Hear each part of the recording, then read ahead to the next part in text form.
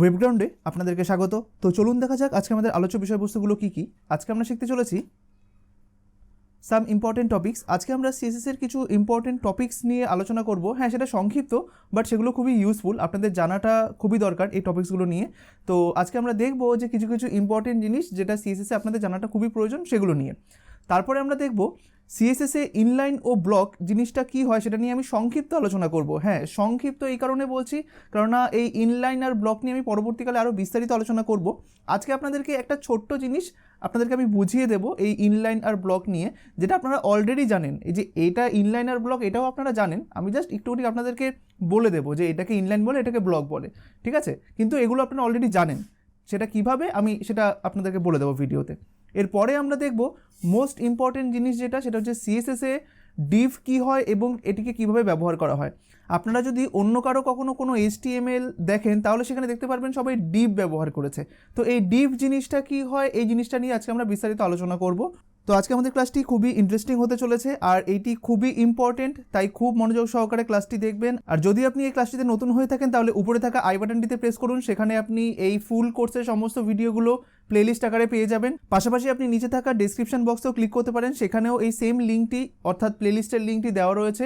আপনি ওখান থেকে সমস্ত ভিডিওগুলো সিরিয়াল বাই সিরিয়াল পেয়ে যাবেন। আর ভিডিওটি একদম শুরু থেকে শেষ পর্যন্ত খুবই মনোযোগ সহকারে দেখে যাবেন, একদম স্কিপ করবেন না। কেননা মনে রাখবেন, আপনি যদি স্কিপ করে করে ভিডিও দেখেন তাহলে আপনি অনেক কিছু মিস করে যাবেন, যেটা আপনার পরবর্তীকালে প্রবলেম ক্রিয়েট করবে, যাতে আপনি কোনো কিছু বুঝতে পারবেন না। অথচ যারা স্কিপ করেন না, যারা ফুল ভিডিওটা দেখেন, তারা কিন্তু পুরোপুরি জিনিসটা শিখতে পারেন, তাই না? তো চলুন শুরু করা যাক। সাবস্ক্রাইব করুন আমাদের ওয়েবগ্রাউন্ড চ্যানেলকে এবং প্রেস করুন বেল আইকনে সবসময় ক্লাসগুলো সবার আগে পাওয়ার জন্য। তো চলুন সবার প্রথমে আমরা আমাদের ফোল্ডার স্ট্রাকচারটাকে রেডি করে নিই, তারপরে আমরা আবার কন্টিনিউ করি। তো ফোল্ডার স্ট্রাকচার তৈরি করার জন্য আমরা জানি আমাদেরকে সি ড্রাইভের মধ্যে যেতে হবে। যাওয়ার পরে আমাদের ওয়েব ক্লাসেস রয়েছে, তার মধ্যে আমাদের আজকে হচ্ছে ক্লাস 36, তাই তো? তো আমি এখানটাতে চলে যাই, দিয়ে দিই হচ্ছে ক্লাস 36। এইবার এইখানে যথারীতি আমাদের যে ফাইলগুলো তৈরি করার দরকার সেটা হচ্ছে index.html আর হচ্ছে style.css, তাই না? তো আপনি এখানটাতে দিয়ে দিন style.css। এক মিনিট, ফাইলটা তৈরি করে নিই আমরা। style.css। বেশ, এবার আমরা কি করব, আমরা index.htmlটাকে নোটপ্যাডে ওপেন করে নিই। পাশাপাশি কি করব, সবার প্রথমে ক্লোজ অল বাট দিস, তাই না? একদম। তারপরে এই সিএসএসটাকে নিয়ে আমরা edit with notepad plus plus, ব্যাস ওপেন করে নিলাম। এইবার আমরা এখানে HTML স্ট্রাকচারটাকে নিয়ে আসি HTML5-এর। তো দেখুন আমাদের HTML5-এর স্ট্রাকচার রেডি। এখানটাতে আমি দিয়ে দিই আজকে আমাদের ক্লাস হচ্ছে 36, ঠিক আছে? বেশ, ক্লাস 36, আপনারা অন্য কোনো টাইটেল দিয়ে দেবেন। তো এইবার আমরা কি করব, আমরা সাথে সাথে সিএসএসটা লিঙ্ক করিয়ে নিই, link:CSS। এটা কিন্তু ভুলবেন না, হ্যাঁ? যখনই আপনি কোনো একটা HTML ফাইল রেডি করবেন সাথে সাথে সিএসএসের লিঙ্কটা করিয়ে রাখবেন। বেশ, তো আমাদের সিএসএসের লিঙ্ক হয়ে গেল। তো এই মুহূর্তে আমরা একটা কাজ করি, আমরা এখানটাতে কোনো ট্যাগ লিখবো না, জাস্ট একটা লেখা লিখি, হ্যাঁ, যে হ্যালো HTML, এই কথাটা লিখলাম। তো লেখার পরে আমি যখন ব্রাউজারে যাব, অর্থাৎ এটাকে যদি ওপেন করি, ডাবল ক্লিক করলাম index.html-কে, দেখবো যে আমরা এখানে লিখেছি হ্যালো HTML, তাহলে এখানটাতে হ্যালো HTML-ই আসবে, একদম সম্পূর্ণভাবে ঠিকঠাক। কিন্তু এখানে একটা জিনিস একটু নোটিস করুন, এই হ্যালো HTML-টা শুরু হচ্ছে কোথা থেকে? দেখুন ব্রাউজারের যে এরিয়াটা অর্থাৎ বডিটা কিন্তু শুরু হচ্ছে একদম এই কোণা থেকে, তাই না? যেরকম আমি যদি দেখাই, বডিটা কিন্তু শুরু হচ্ছে এইখান থেকে, এখান থেকে এত দূর পর্যন্ত বডি রয়েছে, পুরো সাদা অংশটা। কিন্তু দেখুন আমি যে এই HTML-টা লিখলাম সেটা কি একবারে এই কোণা থেকে শুরু হয়েছে? না, ও কিন্তু উপরে একটুখানি স্পেস আর বাঁদিকে একটুখানি স্পেস ওর রয়েছে। তাহলে বলুন তো, আমরা জানি যে যখনই এরকম একটা স্পেস আমি দেখতে পারবো যেটা আমি নিজে দিইনি, তাহলে ওটা কে দেয়? মানে ওই স্পেসটা কে ক্রিয়েট করে? ব্রাউজার, তাই না? যেটা আমরা H1-এর ক্ষেত্রে দেখলাম বা P এর ক্ষেত্রে দেখলাম। কিন্তু এইখানে তো আমি H1-ও দিইনি, P-ও দিইনি, আমি তো শুধুমাত্র একটা লেখা দিয়েছি। তাহলে এইখানে এই স্পেসটা আসছে কোথা থেকে? চলুন সেটা দেখা যাক। এই যে স্পেসটা আপনি দেখতে পাচ্ছেন এই উপরে এই দিকটাতে, এই স্পেসটা বা মার্জিনটা হচ্ছে বডির, ঠিক আছে? ব্রাউজার কি করে, ব্রাউজার বাই ডিফল্ট যেরকম H1-কে P-কে একটা মার্জিন দেয়, ঠিক সেরকমভাবে ব্রাউজার বডিকেও একটা মার্জিন দেয়। তো বডির চারপাশে একটা ছোট্ট মার্জিন থাকে, অর্থাৎ টপ, রাইট, বটম, লেফট, সমস্ত দিকে একটা ছোট্ট মার্জিন থাকে। এবার যেহেতু টপেও একটা মার্জিন রয়েছে, লেফটেও একটা মার্জিন রয়েছে, সমস্ত দিকে একটা মার্জিন রয়েছে, এই কারণে এই হ্যালো HTML লেখাটা এখান থেকে শুরু হয়েছে। ঠিক আছে, তো চলুন এটা আমরা কিভাবে দেখতে পারবো যে ব্রাউজার আদৌ কোনো মার্জিন ক্রিয়েট করছে নাকি। ইন্সপেক্ট এলিমেন্ট, তো চলুন এটাকে ইন্সপেক্ট এলিমেন্ট দিয়ে ধরি ফার্স্টে। তো আমি রাইট ক্লিক করলাম, ইন্সপেক্ট এলিমেন্টে ক্লিক করলাম। তো এখন দেখতে পাচ্ছি এই মুহূর্তে ইন্সপেক্ট এলিমেন্টটা কার মধ্যে রয়েছে, দেখুন বডির মধ্যে রয়েছে, তাই তো। তো এই অবস্থায় দেখুন আমি যখন উপর থেকে হোভার করতে করতে আসবো, আমরা জানি যখনই আমরা কোনো একটা এলিমেন্টের উপরে হোভার করি সেটা আমি এখানে দেখতে পাই যে আমি এখন বর্তমানে কার উপরে হোভার করে রয়েছি। তো দেখুন আমি এখন HTML এর উপরে হোভার করে রয়েছি, কোনো মার্জিন দেখতে পাচ্ছেন না, কারণ মার্জিন থাকলে কি দেখাবে, হলুদ, তাই না। তো আমি হেডে নিয়ে আসছি, সেখানেও কোনো মার্জিন নেই। যেই মুহূর্তে আমি মাউসটাকে বডির উপরে নিয়ে আসবো, দেখুন আপনি বডির চারপাশে একটা মার্জিন দেখতে পাচ্ছেন, একদম দেখুন উপরে ডান দিকে নিচে বাদিকে আপনার সমস্ত দিকে একটা মার্জিন রয়েছে, ছোট্ট একটা মার্জিন রয়েছে। তো এই মার্জিনের কারণেই বডির ভিতরে থাকা এই যে হ্যালো HTMLটা রয়েছে সেটা এখান থেকে শুরু হয়েছে। তাই এখন থেকে সব সময় আমরা এই কাজটা করব যে যখনই আমরা HTML করব আর CSS লিখব, সেইখানটাতে আমাকে এভাবে বলে দিতে হবে বডি, অর্থাৎ আপনি কাকে ধরতে চাইছেন, বডিকে ধরতে চাইছেন। তাহলে বডিটা কি, এটা কি সিলেক্টর, এটা কি কোনো আইডি সিলেক্টর, না ক্লাস সিলেক্টর, না এলিমেন্ট সিলেক্টর? এটা হচ্ছে এলিমেন্ট সিলেক্টর বা ট্যাগ সিলেক্টর। তাই আপনি বডিটাকে ধরুন, তাই আমি বডিটাকে ধরতে চাইছি, তাই আমি CSS-এ আসলাম, লিখলাম বডি। এবার যথারীতি এরকমভাবে লিখলাম। এবার আমি চাইছি যে বডির মধ্যে কোনো মার্জিন না থাকুক, বডির উপরে ডান দিকে নিচে বাদিকে কোনো দিকে যাতে মার্জিন না থাকুক। তাহলে সেটা আমরা এক কথায় লিখতে গেলে কি লিখবো, মার্জিন কথাটা লিখবো শুধুমাত্র, তাই তো। মার্জিন কোলন, আমি যদি চাই যে কোনো দিকেই মার্জিন থাকবে না তাহলে 0 দিয়ে দিন, যে মার্জিন কোলন 0। এখানে 0 দিলে পিক্সেলের দরকার নেই, মানে PX লেখার দরকার নেই, শুধু 0 দিলেই হবে। তো দেখুন আমি বডিতে মার্জিন কোলন 0 যখন দিলাম, এইবার আমি এখানে গিয়ে যখন রিফ্রেশে প্রেস করব, দেখুন হ্যালোটা এখন কোথা থেকে শুরু হলো, দেখুন একবারে কোণা থেকে। ঠিক আছে, এই যে এর পরবর্তীকালে আমরা দেখব, আমরা যখন কোনো ওয়েবসাইট তৈরি করা শুরু করব তখন আমরা শুরুতেই সমস্ত কিছুর যত এলিমেন্ট আছে সবগুলোরই মার্জিন 0 করে দেবো, প্যাডিং 0 করে দেবো, যাতে আমাদের কাজ করতে সুবিধা হয়। সেটা আমরা পরবর্তীকালে দেখব। কিন্তু এই মুহূর্তে আপনারা এটা মনে রাখবেন, যখনই আপনি HTML লিখবেন আর CSS লিখবেন, আপনারা যেহেতু জানেন যে বডির মধ্যে একটা ডিফল্ট মার্জিন পড়ে, তাই সেজন্য আপনি এইখানে CSS-এ এসে বডিতে মার্জিন কোলন 0 রেখে দেবেন, যাতে এখানে কোনো মার্জিনই কাজ না করে। দেখতে পেয়েছেন? বেশ, তো এইটাই হচ্ছে বিষয়টা, খুবই ইন্টারেস্টিং যে আপাতত জানতেন যে কেন এখান থেকে শুরু হয়, আর এখন জানতে পারলেন যে বডি নিজস্ব একটা মার্জিন থাকে, সেই কারণে আমি বডির ভিতরে যেগুলো লিখি সেগুলো একটা স্পেস ক্রিয়েট করে তারপরে শুরু হয়। তাই দেখুন আমরা এখন সেই স্পেসটাকে রিমুভ করে দিলাম, অর্থাৎ বডির মার্জিনটাকে রিমুভ করে দিলাম। সেই জন্য একবারে দেখুন যেখান থেকে শুরু হওয়ার কথা বডি থেকে, সেখান থেকে কিন্তু হ্যালো HTML-টা শুরু হয়েছে, তাই না? বেশ, তো এইবার আমি কিছু ইম্পর্টেন্ট জিনিস বলি আপনাদেরকে। সেটা হচ্ছে দেখুন এতদিন পর্যন্ত আমরা এই জিনিসটাকে জানতাম, তাই তো, যে আমি যদি H1 এর মধ্যে এভাবে লিখি যে হ্যালো H1, আর এইখানটাতে যদি আমি লিখি আপনার স্ট্রং ট্যাগের মধ্যে যে হ্যালো স্ট্রং,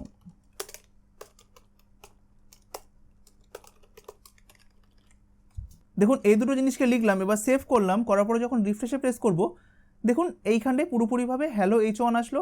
হ্যালো H1-এর দেখুন উপরের দিকে স্পেস, নিচের দিকে স্পেস, সেটা কেন আপনারা জানেন, প্লাস এটা হ্যালো স্ট্রং চলে এসেছে। ঠিক আছে, এগুলো আপনারা সব জানেন। এইবার এখনো পর্যন্ত এই যে প্রথম থেকে আমি যে শিখিয়ে আসলাম, আমরা কি জানতাম যে এই H1-টাকে কি ট্যাগ বলা হয়, রাজা ট্যাগ, আর এই স্ট্রংগুলোকে কি ট্যাগ বলা হয়, প্রজা ট্যাগ, তাই না? বেশ, আমরা এটা জানতাম, কারণ আমাদের উদাহরণস্বরূপ আমি যাতে আপনাদের বুঝতে সুবিধা হয় তাই আমি রাজা আর প্রজা বলে আপনাদেরকে বুঝিয়েছিলাম। কিন্তু HTML এর ভাষায় বা CSS এর ভাষায় এই ধরনের ট্যাগগুলোকে কি বলে বলুন তো? এই যে রাজা ট্যাগগুলো আছে এগুলোকে HTML এর ভাষায় বা CSS এর ভাষায় এগুলোকে বলে ব্লক এলিমেন্ট। ঠিক আছে, তাই এই যে আপনি H1 বা P যারা রাজা ট্যাগ তাদেরকে HTML বা CSS-এ কি বলা হয়, ব্লক এলিমেন্ট। আর যারা প্রজা ট্যাগ, ঠিক আছে, যাদের সীমাবদ্ধতা অল্প, তাদেরকে বলা হয় কি, ইনলাইন এলিমেন্ট। ঠিক আছে, দেখুন এই ব্লক এলিমেন্ট আর ইনলাইন এলিমেন্ট নিয়ে আমি জাস্ট এখানে সংক্ষিপ্ত আলোচনা করছি, এইটা নিয়ে আরও বিস্তারিত আলোচনা আমাদের পরবর্তী ক্লাসগুলোতে আমি করব। ঠিক আছে, কিন্তু এই মুহূর্তে আপনারা এইটা আজকে থেকে জানলেন যে আমরা যে রাজা ট্যাগ বলতাম সেটার অরিজিনাল নামটা হচ্ছে ব্লক এলিমেন্ট বা ব্লক ট্যাগ। ঠিক আছে, আবার যেটা আমরা প্রজা বলতাম সেটাকে কি বলা হয়, ইনলাইন এলিমেন্ট। আপনারা রাজা বা প্রজা মনে রাখতেই পারেন, সেটা জাস্ট বোঝার সুবিধার জন্য।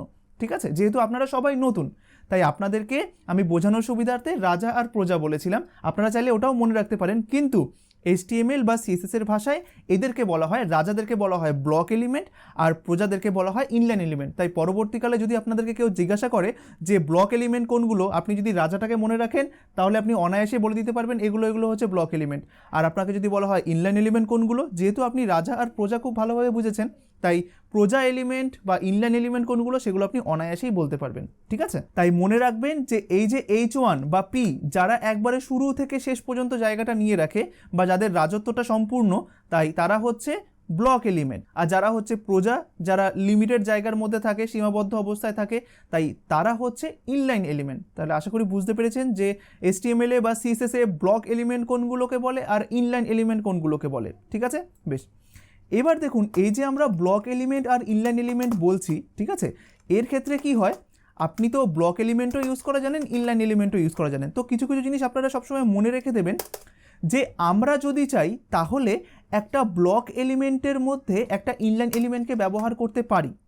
ঠিক আছে, যেমন এটা তো হচ্ছে আমার ব্লক এলিমেন্ট, তাই না, H1টা, আর এটা কি আমার ইনলাইন এলিমেন্ট। তাই আমি চাইলেই ব্লক এলিমেন্টের মধ্যে ইনলাইন এলিমেন্টকে ব্যবহার করতে পারি। যেমন দেখুন, আমি একটা কাজ করি, আমি এদের একটা কালার দিয়ে দিই, তাহলে সব থেকে ভালো বোঝা যাবে। আমি একটা H1কে ব্যাকগ্রাউন্ড কালার দিয়ে দিলাম, সাপোজ রেড মনে করুন, আর আমি স্ট্রংকে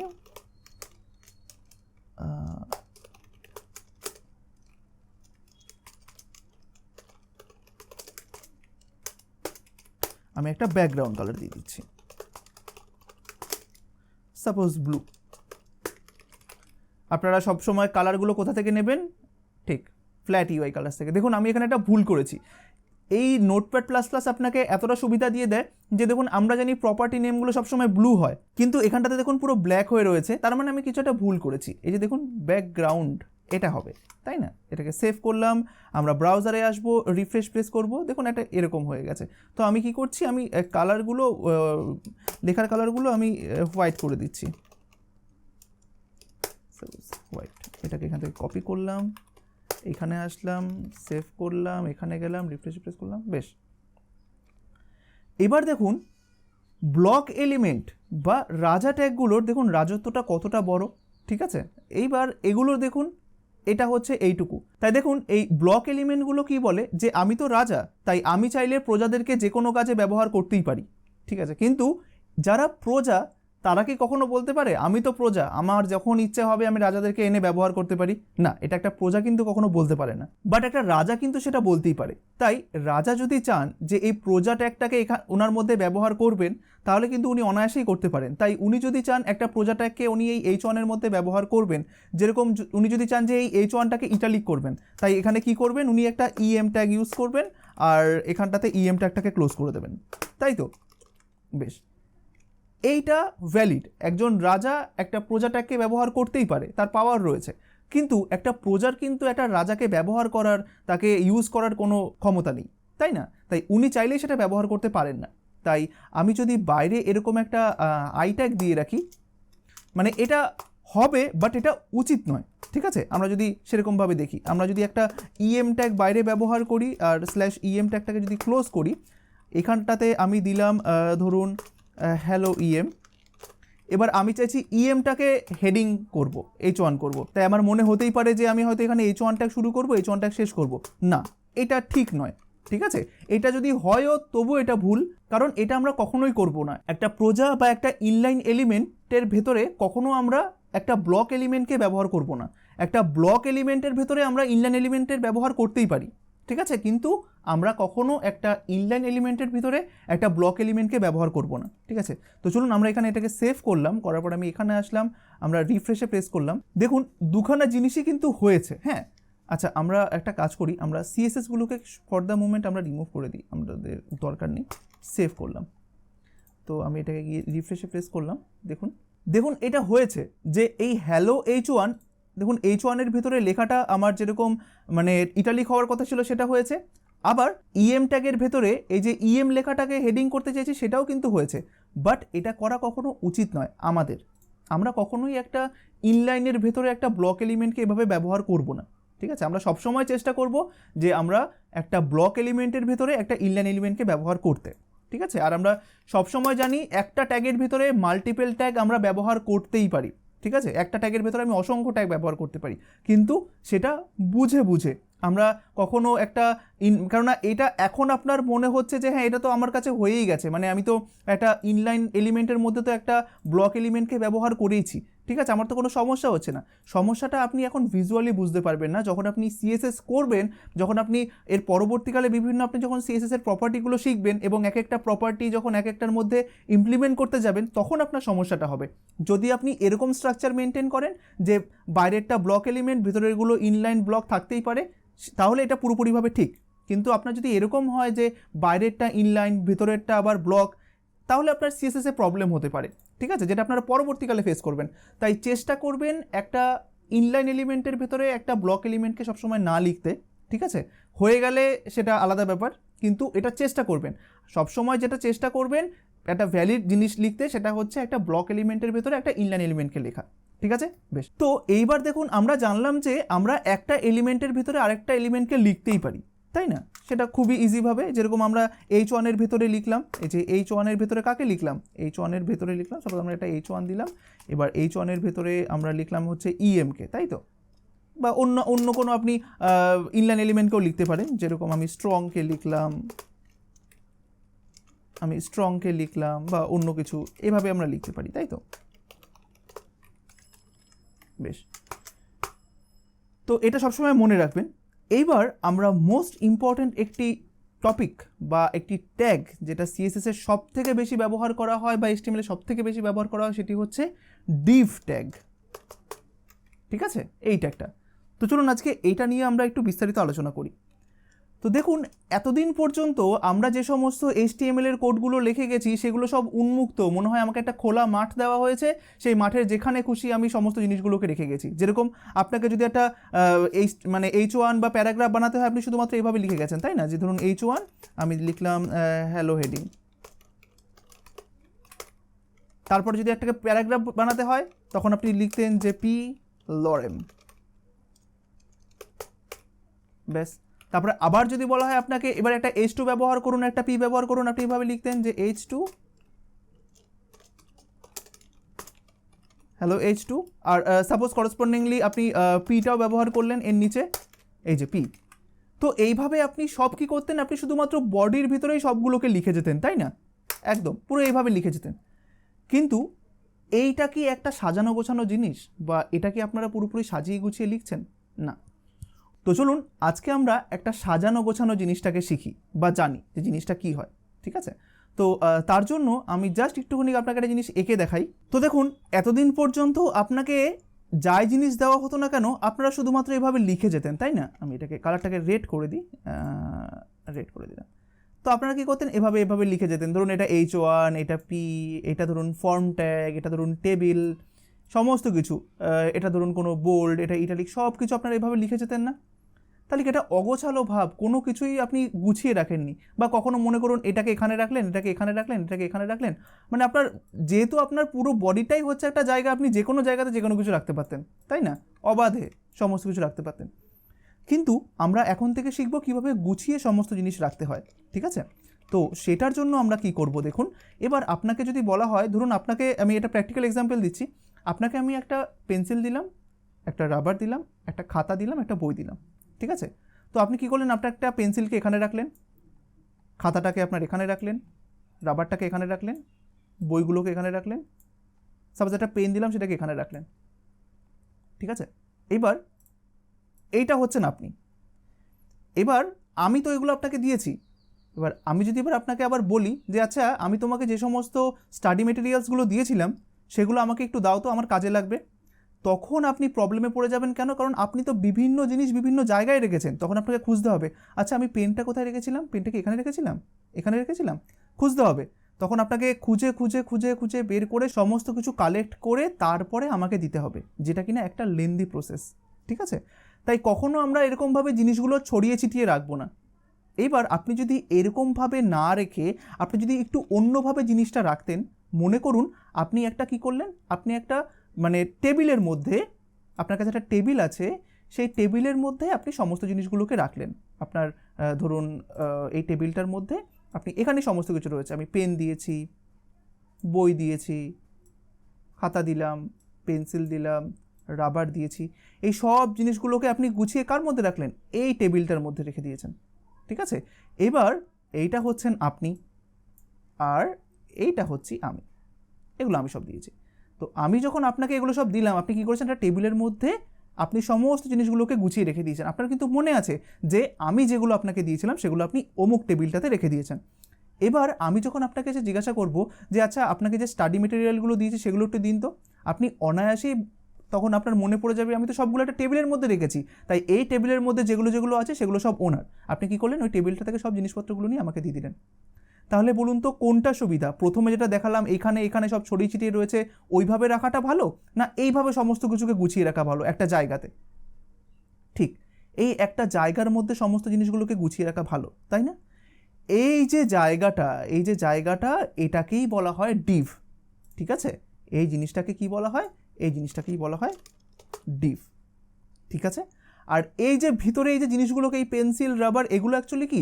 এগুলো আপনি যেগুলো শিখেছেন, অর্থাৎ H1, P, টেবিল, যখন যেটা দরকার হয়। ঠিক আছে, আপনাকে এবার একটা আমি ডিভ দিয়ে দিলাম। ডিভ মানে হচ্ছে ডিভিশন বা সেকশন। ঠিক আছে, তো সেটার মধ্যে আপনি আপনার প্রয়োজনীয় সমস্ত জিনিসপত্র রাখতে পারেন। আপনি প্রয়োজনে অসংখ্য টেবিল তৈরি করতে পারেন বা অসংখ্য ডিভ তৈরি করে সাজিয়ে গুছিয়ে সমস্ত কিছু রাখতে পারেন। ঠিক আছে, যেরকম আমি বুঝিয়ে দিলাম যে এই ডিভটা হচ্ছে কি ডিভিশন ট্যাগ, আপনি এভাবে সব কিছু গুছিয়ে রাখতে পারেন। ঠিক আছে, তো আমি এগুলোকে সব রিমুভ করে দিই। তো যেহেতু আপনি ডিভ জানলেন যে ডিভ মানেই হচ্ছে এমন একটা জায়গা যেখানে আমি আমার সমস্ত জিনিসগুলোকে গুছিয়ে রাখতে পারি, তাই এবার থেকে আপনার কাছে যাই জিনিসপত্র আসুক না কেন, আপনি একটা টেবিল বানিয়ে নিলেন বা একটা ডিভ বানিয়ে নিলেন, আর তার মধ্যে আপনি আপনার সমস্ত জিনিসপত্র রাখলেন। এই যে ধরুন এইটা রাখলেন, এগুলো মনে করুন সব একটা আপনার CSS এর আপনার সমস্ত কিছু এলিমেন্ট।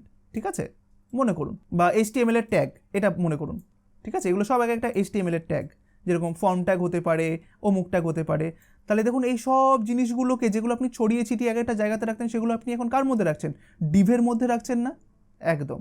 তারপরে ধরুন আপনি প্রয়োজনে অসংখ্য ডিভ তৈরি করতে পারেন আপনার প্রয়োজন মতো, যে আমি এইগুলোকে এর মধ্যে রাখবো আর বাকি জিনিসগুলোকে আমি এর মধ্যে রাখবো। এই যে, ঠিক আছে, বেশ। এইবার আপনি চাইলে এই সমস্ত এই ডিভগুলোর নামও করে দিতে পারেন। ঠিক আছে, বা নাম রেখে দিতে পারেন। যেরকম আমি মনে করলাম যে এই ডিভটা হচ্ছে, এই ডিভটার নাম দিলাম আমি 1। ঠিক আছে, বেশ। আর এটার নাম দিলাম আমি 2। ঠিক আছে, দেখুন এবার আপনার কতটা সুবিধা। আপনাকে যদি কেউ বলা হয় যে আমাকে এইটা এটা এটা এটা এগুলো দাও, তো তখন আপনি কি করলেন? তখন আপনি জানেন যে এটা তো আমি 1 ডিভের মধ্যে রেখেছিলাম, মানে যেই ডিভটার নাম হচ্ছে 1, আমি তার মধ্যে এগুলো রেখেছিলাম। ঠিক আছে, তাহলে আমি এই ডিভটাকে নিয়ে আমাকে সমস্ত কিছু ওনাকে দিতে হবে। আবার কেউ যদি আপনাকে বলে যে আমার এগুলো চাই, তখন আপনি জানেন যে এগুলো তো সব আমি 2 ডিভের মধ্যে রেখেছি, 2 নামক ডিভের মধ্যে। তখন আপনি কি করলেন? আপনি জানেন যে 2 নামক ডিভটা নিয়ে তখন আপনাকে কাজ করতে হবে। তো ডিভটা হচ্ছে অ্যাকচুয়ালি বলে ডিভিশন ট্যাগ, যার মধ্যে আপনি বিভিন্ন জিনিসপত্র রাখতে পারেন আপনার প্রয়োজনীয় জিনিসগুলোকে অ্যাজ এ সেকশন ওয়াইজ। যেরকম আপনারা, আশা করি এই ভিজুয়ালি জিনিসটাকে আমি কিছুটা ক্লিয়ার করতে পেরেছি। আরও বেশি ক্লিয়ার হয়ে যাবে একটা ওয়েবসাইট দেখলে। ঠিক আছে, চলুন। তো তার জন্য আপনি এখান থেকে google.com-এ যান। google.com-এ যাওয়ার পরে এখানটাতে আপনি লিখুন নোটপ্যাড প্লাস প্লাস, এটা লিখুন, এন্টার প্রেস করুন। আমরা নোটপ্যাড প্লাস প্লাসের অফিসিয়াল ওয়েবসাইটটায় যাই, চলুন। রাইট ক্লিক করে ওপেন উইথ নিউ ট্যাব। এইবার দেখুন এই যে বিভিন্ন রকমের ওয়েবসাইটগুলো থাকে, এই সমস্ত ওয়েবসাইটগুলো যখন তৈরি করা হয় তখন এই ওয়েবসাইটটাকে বিভিন্ন ভাগে ভাগ করা হয়, অর্থাৎ ডিভাইড করা হয়। আর ডিভাইড মানেই হচ্ছে কি ডিভিশন, আর ডিভিশন মানেই হচ্ছে কি ডিভ ট্যাগ। যেরকম দেখুন এই যে ওয়েবসাইটটা যারা বানিয়েছে তারা জানে যে আমাকে সমস্ত কিছু গুছিয়ে রাখতে হবে, তাই ওরা কি করেছে? তাই ওরা সবার প্রথমে একটা ডিভ ট্যাগ বানিয়েছে। দেখুন এরকম একটা ডিভ ট্যাগ বানালো। ঠিক আছে, এই ডিভটার মধ্যেও কি রাখলো? এই ডিভটার মধ্যে ও এই ইমেজটাকে রাখলো। মনে করুন এটা একটা হেডিং, এই হেডিংটাকে রাখলো। তারপরে এগুলো হচ্ছে কি একটা লিঙ্ক বা মেনু। ঠিক আছে, যেটা আমরা ওই এ ট্যাগের মধ্যে দেখেছিলাম। তো এই সব জিনিসগুলোকে ও এই সেকশনটার মধ্যে রাখলো। আবার ও কী করলো? ও এই ডান দিকের একটা সেকশন তৈরি করলো বা একটা ডিভ তৈরি করলো, এই ডিভটার মধ্যেও এই সমস্ত জিনিসগুলোকে রাখলো। ঠিক আছে। এইবার একটা ডিভের ভেতরে আপনি অনেক ডিভ আরও ডিভ তৈরি করতে পারেন, অর্থাৎ আপনি যত বেশি ডিভ ইউজ করবেন তত বেশি আপনার জিনিসগুলো অর্গানাইজড বা সুন্দরভাবে থাকবে। ঠিক আছে, তো যেরকমভাবে দেখুন আমি এই ডিভটা তৈরি করেছি সেটা তো হয়ে গেল ওই বাইরের ডিভের জন্য। এবার আপনি যদি চান এইটাকে আর এটাকে একটা আলাদা ডিভের মধ্যে রাখবেন, এই যে দেখুন আমি এভাবে রাখলাম যে এই দুটোকে আমি এই ডিভের মধ্যে রাখলাম, আবার এইটুকুকে আবার আমি আরেকটা ডিভের মধ্যে রাখবো, এই যে এইটুকুকে আবার আমি আলাদা ডিভের মধ্যে রাখলাম, আবার এই নিচের লেখাটাকে আমি আবার আলাদা আরেকটা ডিভের মধ্যে রাখবো। দেখেছেন? তাহলে এইটা একটা ডিভ, একবারে বাইরেরটা একটা ডিভ, তার ভিতরে আমি আরও 3টে ডিভ ব্যবহার করলাম, তার ভিতরে বিভিন্ন কন্টেন্টগুলোকে অর্গানাইজড ওয়েতে রাখলাম। দেখেছেন কতটা ইউজফুল? দেখুন এবার আপনি যদি এই দিকটাতে আসেন, আপনি যদি চান দেখুন বাইরে অলরেডি একটা ডিভ রয়েছে, তারপরে আমি এই ডাউনলোডটাকে একটা ডিভের মধ্যে রাখবো, এইটাকে আরেকটা ডিভের মধ্যে রাখবো, এইটাকে আরেকটা ডিভের মধ্যে রাখবো, এইভাবে আপনি করতেই পারেন। ঠিক আছে, তাহলে দেখেছেন এই প্রত্যেকটা ওয়েবসাইট, এই যে ডিভিশন জিনিসটাকে আরও বিস্তারিতভাবে আমরা জানবো, আর কিছুই না আপনার ওয়েবসাইটটাকে সুন্দরভাবে সাজানোর জন্য বা স্ট্রাকচারভাবে সাজানোর জন্য। ঠিক আছে, এই যে স্ট্রাকচার সাজানো, আমরা যত বেশি ডিভ করব তত বেশি আমাদের ওয়েবসাইটটা বেশি অর্গানাইজড হবে, সাজানো গোছানো থাকবে। ঠিক আছে, আমরা খুব ভালোভাবে এটাকে শিখতে চলেছি, এই ডিভিশন ট্যাগ নিয়েই আপনারা অনেক কিছু ভালো ভালো জিনিস তৈরি করবেন। ঠিক আছে, তাই এটা বোঝাটা খুবই ইম্পর্টেন্ট। আমরা একটু নিচের দিকে আসি, না নিচের দিকে কোনো কিছু নেই, আমরা একটু এর হোম পেজটাতে চলে যাই, এখানে ক্লিক করলাম। তো দেখুন এইখানে আসার পরেও জিনিসটা সেম, আপনি যদি দেখেন এখানে দেখুন দুখানা পার্টে যদি আমি ভাগ করি, মানে আপনাকে এটা আমি বুঝিয়ে দেবো যে কিভাবে আপনি ভিজুয়ালি এভাবে ভাগ করাটা শিখবেন। ঠিক আছে, এটা নিয়ে কোনো টেনশন করবেন না, এটা নিয়েই পরবর্তী টপিকগুলো আমাদের আসবে, যে কিভাবে আপনি বুঝবেন যে আমি কিভাবে জিনিসগুলোকে ভাগ করব, এটাও আমি আপনাদেরকে বলে দেবো। ঠিক আছে, এখন আমি আপনাকে ডিভটা বোঝানোর জন্য বলছি যে ধরুন মনে করুন আপনি এইটা একটা ডিভ করতে চাইছেন, কারণ ডিভ মানে কি এগুলো ছড়িয়ে ছিটিয়ে না রেখে আমি সব কিছুকে খুব সাজিয়ে গুছিয়ে রাখবো। আর আমি এটা একটা ডিভ করলাম, তার ভিতরে আমি এই দুটোকে একটা ডিভের মধ্যে রাখলাম, তারপরে এই পুরো জিনিসটাকে আমি একটা ডিভের মধ্যে রাখলাম। আমি যেরকম ইচ্ছে সাজাতে পারি, আমি এইটাকে এইটুকুনিকেও নিতে পারি, নিচেরটুকুকে আবার আলাদা ডিভ দিতে পারি, বা এই পুরো জিনিসটাকে আমি একটা এভাবে ডিভের মধ্যে রাখতে পারি। আবার এদিকে আসার পরে দেখবো যে এই পুরোটুকু আর একটা সেকশন, তার মধ্যে দেখুন আমি চাইলে এই হেডিংটাকে আলাদাভাবে রাখতে পারি শুধুমাত্র, আবার এই হেডিং প্যারাগ্রাফটাকে একটা ডিভের মধ্যে রাখতে পারি, আবার এই হেডিং প্যারাগ্রাফ আর ইমেজটাকে নিয়ে একটা ডিভের মধ্যে রাখতে পারি। ঠিক আছে, সম্পূর্ণভাবে সব কিছু আমার উপরে, আমি কিভাবে জিনিসটাকে করব। ঠিক আছে, তো এইটা খুবই একটি ইম্পর্টেন্ট জিনিস, খুবই একটি ইম্পর্টেন্ট টপিক, ডিভ সম্পর্কে জানা। ঠিক আছে, ডিভটা খুবই ইজি। আপনারা এতগুলো জিনিস দেখছেন, আমরা যখন জিনিসটাকে নিয়ে কাজ করতে শুরু করবো পরবর্তীকালে, তখন দেখবেন ডিভের মতো সোজা জিনিস কোনো কিছু নেই। ঠিক আছে, বাট এটা খুবই একটি ইম্পর্টেন্ট টপিক। কেমন? বেশ, তো আশা করি আপনারা বুঝতে পেরেছেন যে কেন আমরা ডিভটাকে ব্যবহার করব। আমি কিন্তু এতগুলো জিনিস বোঝালাম শুধু এটা বোঝানোর জন্য যে ডিভটাকে আমরা কেন ব্যবহার করব। ঠিক আছে, বেশ, তো দেখুন এবার ডিভটাকে নিয়ে আমরা আলোচনা করার জন্য আমরা সমস্ত কিছু জিনিসগুলোকে মুছে দিই। এবার ডিভ করার জন্য জাস্ট সেম, ডিভ হচ্ছে একটা ট্যাগ, তাই ডিভ ট্যাগ শুরু, আর আমি এখানে করে দেবো ডিভ ট্যাগ শেষ। ঠিক আছে, এবার ডিভ ট্যাগ শুরু আর শেষের মাঝখানে আপনি এখানে লিখে দিন হ্যালো। এইবার কোশ্চেন হচ্ছে ডিভটা কি একটি ব্লক এলিমেন্ট না ডিভটা ইনলাইন এলিমেন্ট?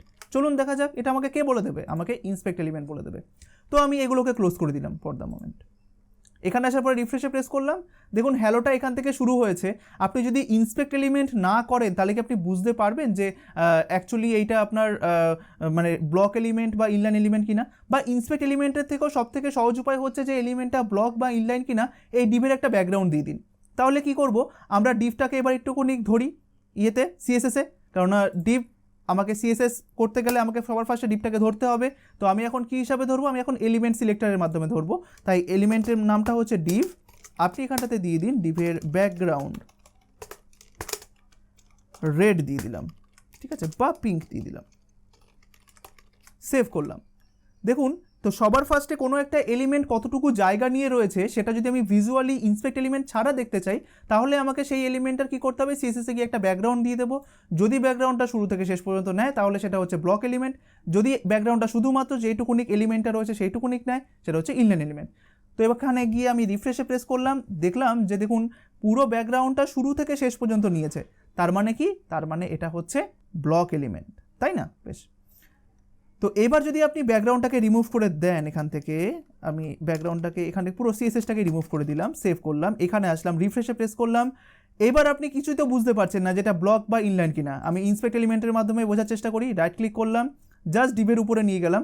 দেখুন ডিভটা পুরো শুরু থেকে শেষ পর্যন্ত পুরো জায়গা নিয়ে রয়েছে।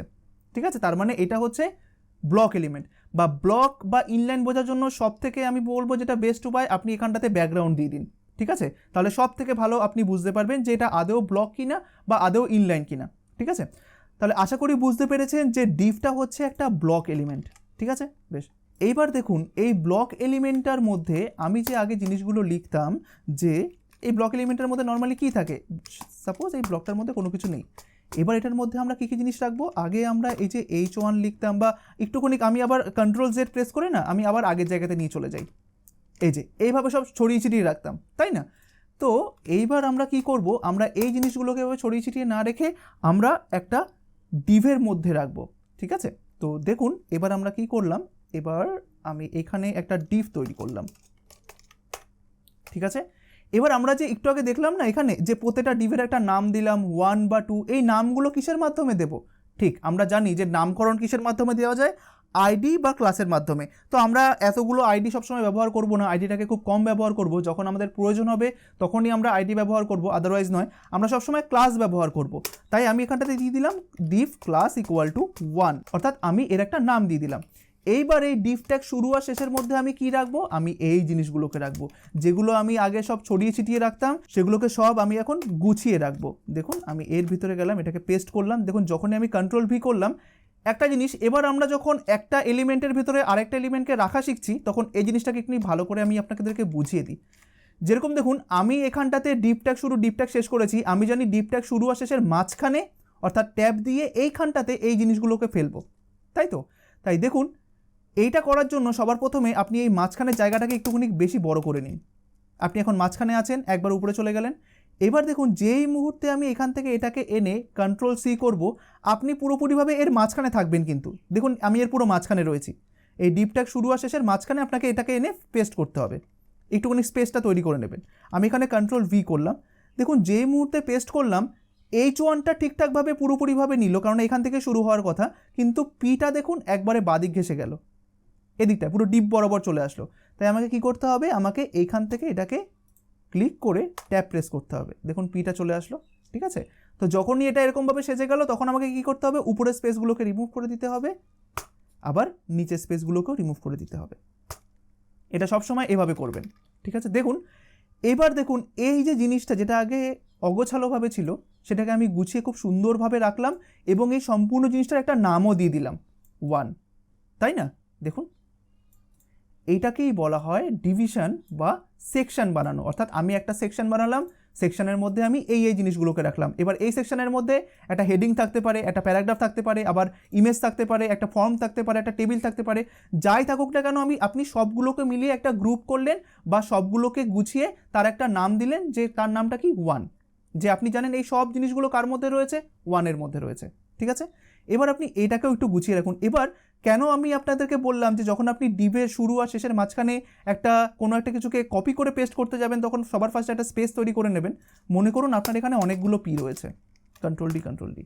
এবার এই পুরো জিনিসটাকে আপনাকে আরেকটা ডিভের মধ্যে রাখতে হবে, ঠিক আছে? তো আপনি কি করলেন, আপনি এখানটাতে ডিভ ক্লাস ইকুয়াল টু 2 তৈরি করলেন। তো এখানটাতে ডিভ ট্যাব প্রেস করলাম, আমি এখানটাতে দিয়ে দেবো যে ক্লাস ইকুয়াল টু 2, এর মাঝখানে কিছুটা স্পেস তৈরি করব। এবার আমাকে এখানটাতে যদি এমন হয় যে আপনি নিজে হাতেই এখানে ট্যাগ লিখছেন সেটা আলাদা ব্যাপার, ঠিক আছে? তখন আর মাঝখানে কিন্তু এরকম স্পেস তৈরি করার দরকার নেই। যদি আপনি ক্লাস 2 এর ভেতরে থাকা সমস্ত জিনিসগুলোকে আপনি নিজে হাতে তৈরি করেন, যেরকম আমি ধরুন এখানটাতে H2 ট্যাগ তৈরি করলাম, তখন এরকম স্পেসের দরকার নেই। কিন্তু যদি এমন সিচুয়েশান আসে যেখানটা থেকে আপনাকে অন্য আরেকটা জায়গা থেকে কিছু এলিমেন্টকে কপি করে এই ডিভের মধ্যে পেস্ট করতে হবে, তো যখনই এই কপি করে কোনো একটা কিছু ডিভের মধ্যে পেস্ট করবেন তখনই আগে যার মধ্যে আপনি পেস্ট করছেন, অর্থাৎ কার মধ্যে পেস্ট করছেন, ক্লাস 2 এর মধ্যে, ক্লাস 2 এর ভিতরে একটা জায়গা তৈরি করে নিন।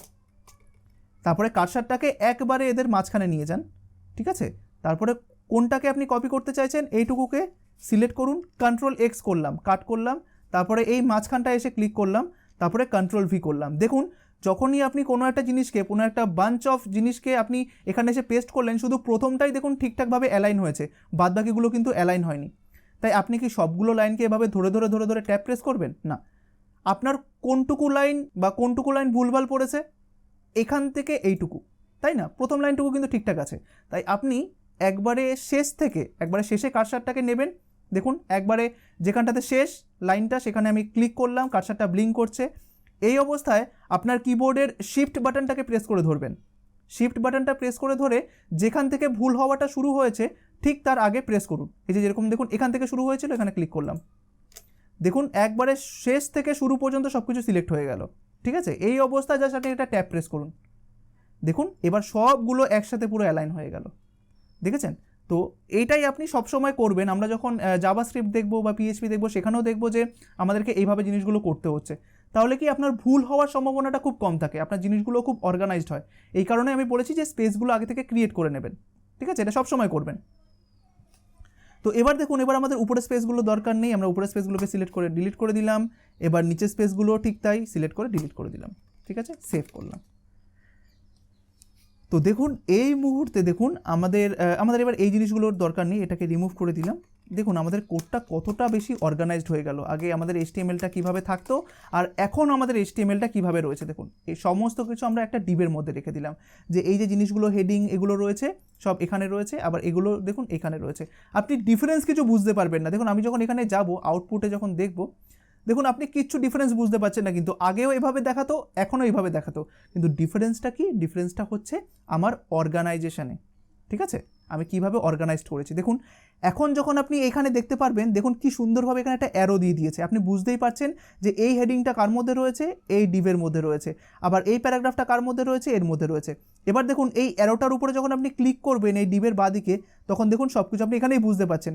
দেখুন এখানটাতে এই ডিপটার মধ্যে কী কী রয়েছে সেটা যদি আপনি দেখতে চান, ডিভের পাশে থাকা অ্যারোতে ক্লিক করুন, দেখুন এই ডিপটার মধ্যে এগুলো রয়েছে। আবার এটাকে যদি আপনি বন্ধ করতে চান, যে না আমি এই ডিভের মধ্যে থাকা জিনিসগুলোকে বন্ধ করতে চাইছি, এই দেখুন বন্ধ হয়ে গেল। কতটা সুবিধা দেয় দেখুন আপনাকে ইন্সপেক্ট এলিমেন্ট এই জিনিসগুলোকে নিয়ে কাজ করতে। ঠিক আছে, তো আশা করি বুঝতে পেরেছেন যে HTML বা CSS এই ডিভ ট্যাগটা কতটা ইম্পর্টেন্ট। এবার দেখুন আমরা এই ডিভ ট্যাগটাকে নিয়ে CSSও করতে পারি, কোনো সমস্যা নেই। আমি চাইছি যে আমরা নিজেরা জানি যে এই H1টা আর এই Pটা কার মধ্যে রয়েছে।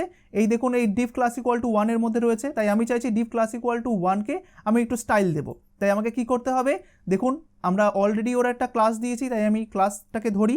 ক্লাস ধরার জন্য .1 একে ধরলাম, ধরার পরে আমি এখানটাতে এন্টার প্রেস করলাম।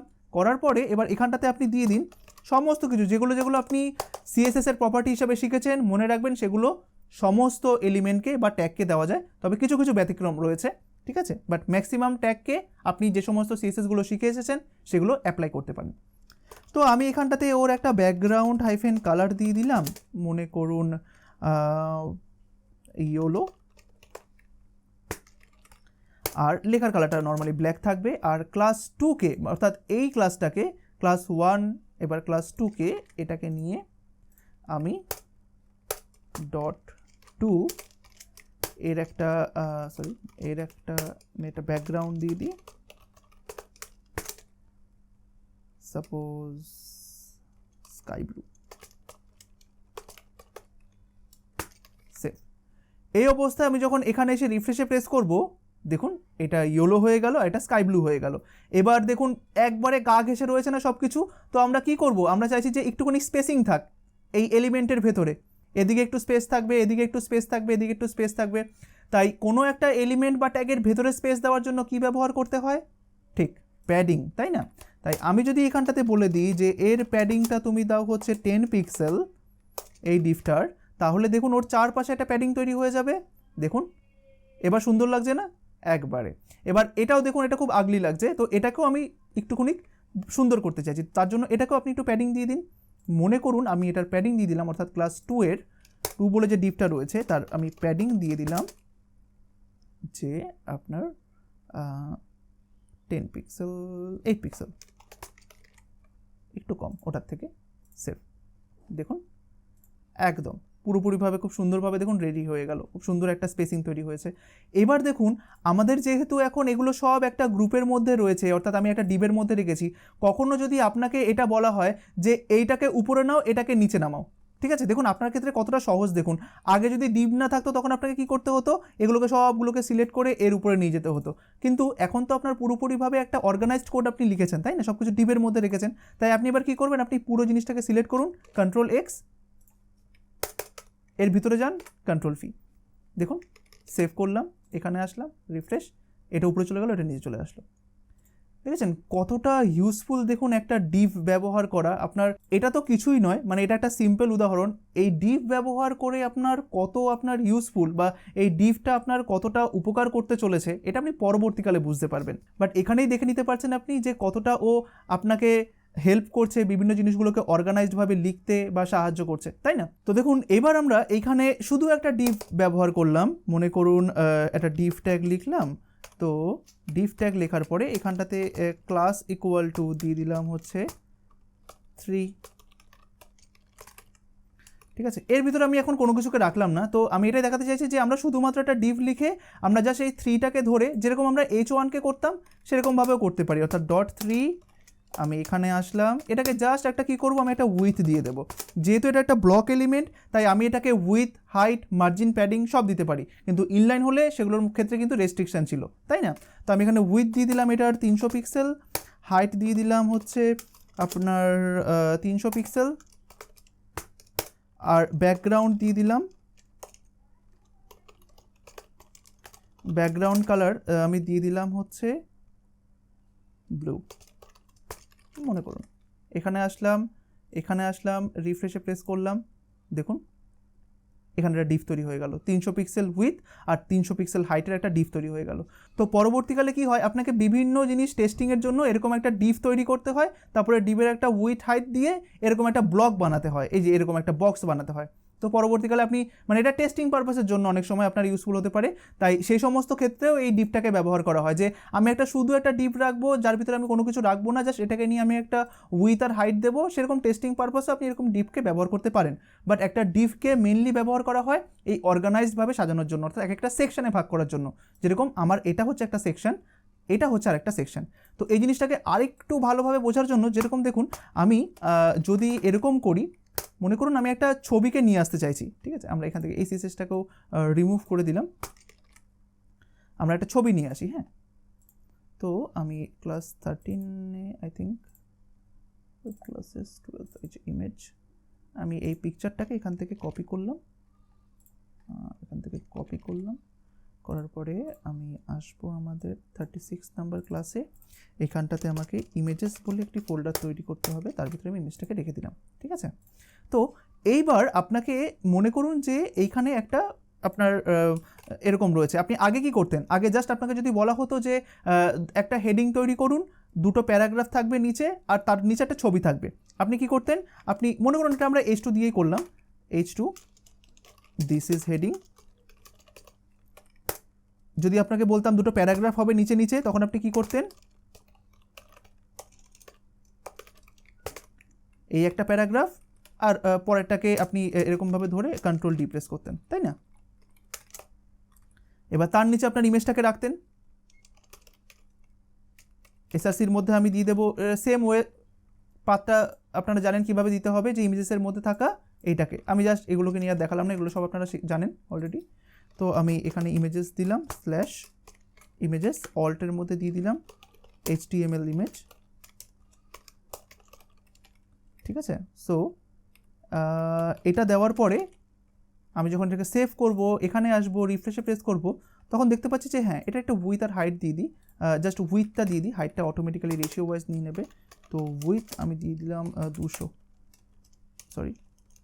তো এখন থেকে কি করবেন, এখানে আমরা আর উইথ দেবো না, উইথটাকে আমরা কোথায় গিয়ে দেবো বলুন তো, উইথটাকে আমরা দেবো হচ্ছে সিএসএস এর মধ্যে গিয়ে, ঠিক আছে? এখানে আমরা আর উইথ আর হাইট কোনো কিছু দেবো না, যত কিছু সিএসএস এর আগে আমরা দিতাম উইথ বা হাইট, সেগুলো আমরা এখন থেকে এলিমেন্টের মধ্যে বাই ডিফল্ট অ্যাট্রিবিউটের মাধ্যমে না দিয়ে আমরা কি করব, আমরা সিএসএস এর মধ্যে গিয়ে দেবো। তো আমি এখানে লিখে দিলাম আমি ইমেজের মধ্যে দিতে চাইছি, তাই ইমেজটাকে আমি অ্যাজ এ এলিমেন্ট সিলেক্টর হিসাবে ধরতে চাই, এই এলিমেন্টের নাম দিয়ে দিলাম, এখানটাতে দিয়ে দেবো উইথ, দিয়ে দিলাম 200 পিক্সেল, আর হাইট না দিলে হাইটটা অটোমেটিক্যালি নিয়ে নেবে, তাই না? এখানে এসে এটাকে সেভ করি, এখানে আসলাম, রিফ্রেশে প্রেস করলাম, দেখুন ইমেজটা ছোট হয়ে গেল আর হাইটটা অটোমেটিক্যালি নিয়ে নিল। দেখুন এটা এখন ঠিক এভাবে অর্গানাইজড ওয়েতে রয়েছে। আদৌ কি অর্গানাইজড ওয়েতে রয়েছে? না, এটা কিন্তু ছড়িয়ে ছিটিয়ে রয়েছে, দেখুন এইভাবে রয়েছে, যেটা আমরা আগে দেখতাম। এবার আমরা কি করব, আমরা এই জিনিসটাকে একটা ডিভের মধ্যে রাখবো, তাই না, যাতে আমাদের সুবিধা হয় জিনিসগুলোকে নিয়ে কাজ করতে। তাই আমি এখানটাতে ধরুন, এখানটাতে এরকম করতে পারি যে ডট, সরি এখানে আমি একটা ডিভ দিলাম, so Depp class equal to 3। আমরা এখন বোঝানোর জন্য এই ক্লাস ইকুয়াল টু 1 2 3 এভাবে ব্যবহার করছি। আমরা যখন কোনো একটা প্রজেক্ট করব তখন কিন্তু আমরা প্রতিটা ক্লাসের একটা মিনিংফুল নাম দেব, কেমন? তো আমরা এখানটাতে দিলাম 3। তো আমরা এই ডিফটাকে এবার এখান থেকে কন্ট্রোল এক্স করে নিয়ে আমরা এইখানে পেস্ট করতে পারি, আর এই পুরো জিনিসটাকে এখান থেকে এভাবে সিলেক্ট করে নিয়ে এর ভিতরে যেগুলো রয়েছে ট্যাব প্রেস করলাম, ভিতরে চলে গেল, তাই না? দেখুন এটা হচ্ছে ডিপ শুরু ডিপ শেষ, আর তার ভিতরের কন্টেন্টগুলো দেখুন পুরো ভিতরে রয়েছে, যেভাবে আমাদের স্ট্রাকচারটাকে রেডি করার কথা ঠিক সেই হিসাবে, ঠিক আছে? তো এই অবস্থায় আমি এটাকে সেভ করব, করার পরে রিফ্রেশে প্রেস করব, আপনি কোনো কিন্তু তফাৎ বুঝতে পারবেন না, তাই না? কিন্তু আমরা এটাকে অর্গানাইজড ওয়েতেই কিন্তু রেখেছি, তাই না? দেখুন ডিবের মধ্যে। এবার আপনি যদি চান এটাকে আরও অর্গানাইজড করতে পারেন। যেরকম আপনি যদি চান যে এই হেডিং আর প্যারাগ্রাফগুলোকে আমি আরেকটা ডিবের মধ্যে রাখবো, ইমেজটাকে আলাদা ডিবের মধ্যে রাখবো, তাহলে এটা হলো আরও অর্গানাইজড করা। মানে এটা পুরোপুরিভাবে আপনার উপরে। আমি বললাম না যে একটা ডিবের ভেতরে আপনি অসংখ্য ডিপ ব্যবহার করতে পারেন আরও ভালোভাবে অর্গানাইজ করার জন্য, আপনি করতেই পারেন। আপনি যদি এখানটাতে লিখে দেন যে এখানটাতে আমি আবার একটা ডিপ ব্যবহার করলাম এই ডিবের ভেতরে, যে ডিপ ট্যাগ শুরু, আমি এখানটাতে করলাম ডিপ ট্যাগ শেষ, এই ডিপ ট্যাগ শুরু আর শেষের মাঝখানে। এবার হ্যাঁ, অবশ্যই ডিবের একটা নাম দিয়ে দেবেন। ক্লাস ইকুয়াল টু আমি দিয়ে দিলাম যে হেডিং এরিয়া, এটা দিয়ে দিলাম ধরুন। এবার এই হেডিং এরিয়াটা আপনি কতটুকু দিতে চাইছেন? আপনি চাইছেন এই যে এইটা আর পি, এইগুলো নিয়েই হেডিং এরিয়াটা থাক, তাহলে পি এর শেষে আমাকে এই ডিপটা ক্লোজ করতে হবে, আর এইগুলোকে সব কী করবো আমি ভিতরের দিকে ঢুকিয়ে দিলাম, ঠিক আছে? বেশ। এবার তারপরে আপনি চাইছেন যে এই ইমেজটাকেও আপনি আলাদা একটা এরিয়ার মধ্যে রাখবেন, আপনি রাখতেও পারেন নাও পারেন, এইটাকেও আপনাকে যে দিতে হবে তার কোনো মানে নেই। কিন্তু যত বেশি আপনি এভাবে ডিপ ব্যবহার করতে করতে যাবেন আপনার কোডটা তত বেশি অর্গানাইজড বা স্ট্রাকচারটা তত বেশি অর্গানাইজড হবে, ঠিক আছে? ওই যে টেবিলের এক্সাম্পলটা দিয়েছিলাম, মনে করুন আপনাকে একটা টেবিল দেওয়া হলো, এবার ওই টেবিলের মধ্যেও আরও অনেক ছোটো ছোটো জায়গা আপনাকে করে দেওয়া হলো, আপনি যাতে আরও অর্গানাইজড ওয়েতে সমস্ত জিনিসগুলোকে সাজিয়ে রাখতে পারেন। এটা ঠিক অনেকটা সেরকম যে আপনি 3 বলে একটা ডিপ তৈরি করলেন, তার ভিতরে আবার হেডিং এরিয়া বলে আরেকটা জায়গা রয়েছে, সেকশন রয়েছে, আবার এখানে ইমেজের জন্য আপনি এখানটাতে আরেকটা ডিপ তৈরি করলেন যে ডিপ ট্যাগ শুরু, আর এখানটাতে ডিপ ট্যাগটাকে আমি শেষ করলাম, করার পরে আমি এখানটা দিয়ে দেবো যে ক্লাস ইকুয়াল টু ডবল কোটেশনের মধ্যে দিয়ে দিন যে ইমেজ এরিয়া, ঠিক আছে? আর এই ডিপটা শেষ হবে কোথায়? এই ইমেজ এরিয়ার পরে, আর ইমেজটাকে একটু ট্যাব দিয়ে ভিতরে নিয়ে যান। দেখুন কতটা সুন্দর হয়ে গেল, দেখুন জিনিসটা আমাদের। আমরা একটা ডিপ তৈরি করলাম সবার আগে অর্গানাইজ করার জন্য, তারপরে দেখলাম যে এই হেডিং আর প্যারাগ্রাফগুলোকে আমি আরেকটা ডিপের মধ্যে রাখলাম, আর ইমেজটা আলাদা আরেকটা ডিপের মধ্যে রাখলাম, তাই না? এবার কেউ যদি আপনাকে কখনো বলে যে ইমেজটাকে উপরে থাকবে এগুলোর নিচে থাকবে, আপনি কি করবেন? জাস্ট এটাকে ধরে কন্ট্রোল এক্স করবেন, এখানে আসবেন, ট্যাব প্রেস করবেন, কন্ট্রোল ভি, দেখুন দেখুন এটা উপরে চলে গেল, এটা নিচে চলে আসলো, তাই না? কতটা অর্গানাইজড হয়ে গেল দেখুন আমাদের কোডটা। তো আমরা আবার এটাকে নিচের দিকে নামিয়ে নিই, এটাকে নিচের দিকেই রাখলাম। এবার আমি যদি ক্লাস 3টাকে যদি এখন একটা ব্যাকগ্রাউন্ড দিই, মনে করুন আমি এখানে সিলেক্ট করলাম, তো ক্লাস সিলেক্ট করছি মানে .3, এখানে আসার পরে এখানটাতে আমি যদি দিয়ে দিই ব্যাকগ্রাউন্ড হাইফেন কালার কোলন, আমি দিয়ে দিলাম টমেটো, ঠিক আছে? আর লেখার কালারটা আমি দিয়ে দিলাম হোয়াইট, সেভ করলাম, এইখানে আসলাম, রিফ্রেশে প্রেস করলাম, দেখুন কি সুন্দর হয়ে গেছে না? এবার দেখুন এখনও সুন্দর লাগছে না, কারণ কি একবারে সব গায়ে গায়ে লেগে গেছে। তো আমি যদি চাই একটু ভিতরে এই ডিপটার ভেতরে একটু স্পেসিং থাকবে, তার জন্য আমাকে কি করতে হবে? আমি যদি শুধুমাত্র চাই যে আমার বাদিক আর উপরের দিকেই শুধুমাত্র স্পেসিংটা থাকবে, তাহলে আমাকে কি করতে হবে? প্যাডিং লেফট আর টপ দিতে হবে, তাই না? আর যদি চাই সব দিকে থাকবে তাহলে আমাকে কি করতে হবে? প্যাডিং দিতে হবে। তাই দেখুন আমি এখানটাতে দিয়ে দিলাম প্যাডিং 10 পিক্সেল, সেভ করলাম, এইখানে আসলাম, রিফ্রেশে প্রেস করলাম, দেখুন কত সুন্দর একটি ব্লক হয়ে গেল, এটা স্পেস তৈরি হয়ে গেল এর মধ্যে, তাই না? বেশ। এবার আপনি যদি চান ইন্ডিভিজুয়ালি, আপনার যদি এরকম রিকোয়ারমেন্ট থাকে যে আমি শুধুমাত্র এই হেডিং আর প্যারাগ্রাফের মধ্যে যে ব্লকটা রয়েছে, যে ডিপটা রয়েছে, আমি শুধুমাত্র তার প্যাডিং দেব, ঠিক আছে? তখন আপনি কি করবেন? ঠিক তখন দেখুন, মানে আপনি যদি ইন্ডিভিজুয়ালি এটাকেও স্টাইল করতে চান তাহলেও আপনি পারবেন, কারণ কি এই সব জিনিসগুলো ইন্ডিভিজুয়ালি দেখুন হেডিং এরিয়া বলে একটা ডিবের মধ্যে রয়েছে, তাই আপনি চাইলে এই হেডিং এরিয়াটাকেও আবার সিএসএসে গিয়ে স্টাইল করতে পারবেন, আবার আপনি এই ইন্ডিভিজুয়ালি ইমেজ এরিয়াটাকেও নিয়ে গিয়ে সিএসএসে গিয়ে স্টাইল করতে পারবেন। মানে দেখেছেন আপনার ফ্লেক্সিবিলিটি কত বেড়ে যাচ্ছে দেখুন। আপনি চাইলে একবারে প্যারেন্ট বলে এইটাকে, ঠিক আছে? অর্থাৎ এই 3 বলে যে ডিপটা, এটাই তো এই পুরো জিনিসগুলোকে নিয়ে রয়েছে, তাই এটা হচ্ছে প্যারেন্ট, আবার এইটা হচ্ছে তার চিলড্রেন, অর্থাৎ এই প্যারেন্টের চিলড্রেনগুলো কারা? এইটা এগুলো হচ্ছে ওর চিলড্রেন, ঠিক আছে? আবার দেখুন যদি আমি আপনাদেরকে বলি যে H2 এর প্যারেন্টকে বলুন তো, H2 এর প্যারেন্ট হচ্ছে হেডিং এরিয়া, আবার হেডিং এরিয়ার প্যারেন্টকে এইটা, তাই না? আবার ইমেজের প্যারেন্টকে এইটা, আবার এর প্যারেন্টকে এইটা।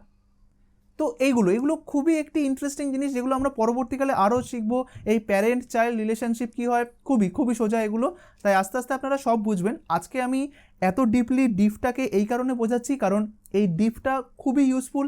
আপনি যখন পরবর্তীকালে একটা ওয়েবসাইটের স্ট্রাকচার তৈরি করবেন তখন এই ডিফটা আপনাকে খুবই হেল্প করবে বিভিন্ন জিনিসগুলোকে অর্গানাইজভাবে সাজাতে। তাই এই কারণেই আমি ডিফটাকে নিয়ে এত বিস্তারিত আলোচনা করছি, ঠিক আছে? তো আশা করি আজকের এই ক্লাসটি আপনাদের খুবই ভালো লেগেছে, কারণ এই ক্লাসটাতে আমি অনেক কিছু ইম্পর্টেন্ট টপিক নিয়ে আলোচনা করেছি, যে ইনলাইন এলিমেন্ট, ব্লক এলিমেন্ট এগুলো কি হয় সেগুলো নিয়ে বিস্তারিত আলোচনা করেছি। আগে আপনারা রাজা আর প্রজা জানতেন, এখন আপনারা জানলেন যে তাদেরকে ব্লক এলিমেন্ট বা ইনলাইন এলিমেন্ট বলে।